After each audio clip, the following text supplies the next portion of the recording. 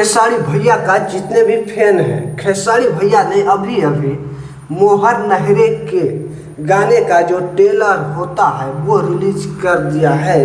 आप लोग देखे होंगे।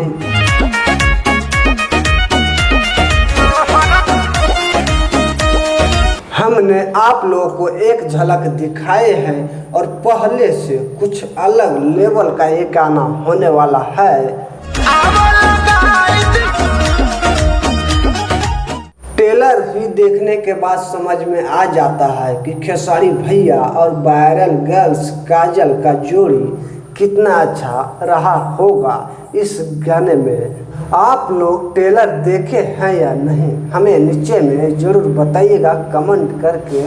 और कल सुबह रेडी रहना है, क्योंकि बवाल मचाने के लिए नई अंदाज में नए प्रोजेक्ट के साथ खेसारी भैया का गाना रिलीज होने वाला है कल सुबह में। तो आप लोग रेडी रहिएगा, हम तो रेडी रहेंगे ही। और खेसारी भैया का ऐसे ही न्यू अपडेट सबसे पहले जानने के लिए हमारे आर्यन राय यूट्यूब चैनल को सब्सक्राइब कर लीजिएगा।